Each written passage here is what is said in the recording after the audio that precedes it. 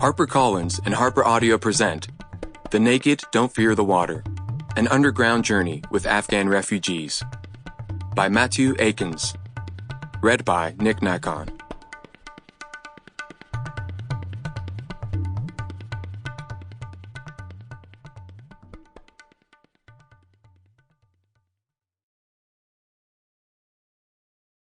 A note before we begin. For maps and a list of pseudonyms, don't forget to download the accompanying enhancement PDF from your audiobook provider, or go directly to www.harpercollins.com/audio/The Naked Don't Fear the Water. The Naked Don't Fear the Water. Dari Proverb. Part 1. The War.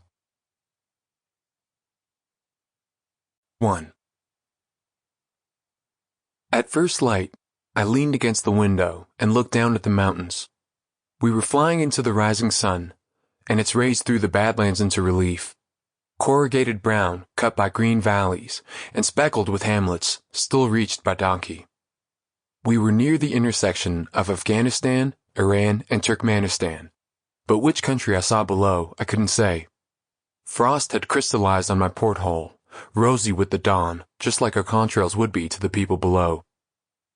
I settled back against the headrest. We were still a few hours out from Kabul, where my friend Omar was waiting for me. When I closed my eyes, I could see his face when he dropped me off that summer at the airport, suddenly pleading, his hand gripping mine.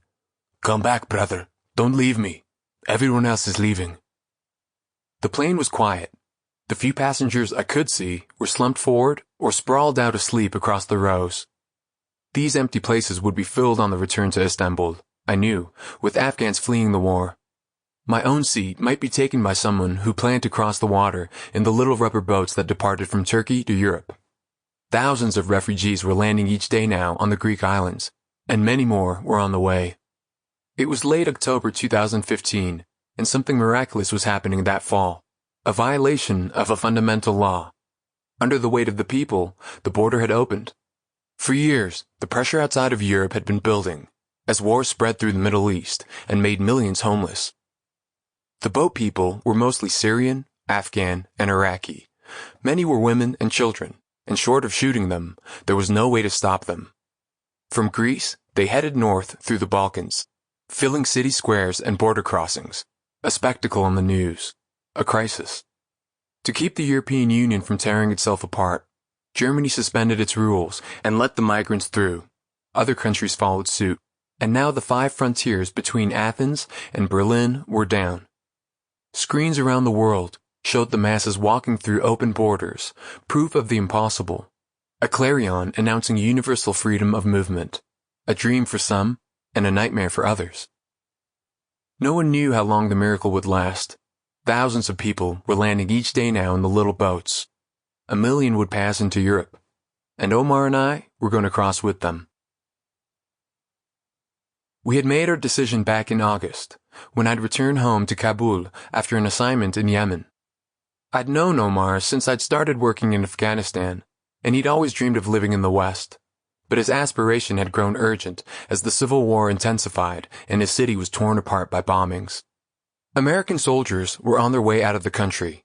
I was trying to move on too, burned out after 7 years reporting here, but I couldn't leave Omar behind. So when I'd flown back earlier that summer, my friend had been on my mind. I had no plan yet, but an idea was taking shape. Omar and I needed to talk. Welcome to Hamid Karzai International Airport. At the immigration counter, I handed over my passport and placed my fingertips on the green glow of the scanner. Then walked to the baggage carousel and got my suitcase, wheeled it to the X-ray machine. The cop at the monitor was looking for guns and bottles. Alcohol was illegal in the Islamic Republic of Afghanistan, except at the embassies and international agencies, but foreign visitors were allowed to bring in 2 precious bottles each. I hefted my suitcase onto the conveyor belt, along with the bag of scotch and gin from the duty-free in Istanbul, and walked to the other end, rehearsing my lines. My ancestors came from Japan and Europe, but I look uncannily Afghan. Sample complete. Ready to continue?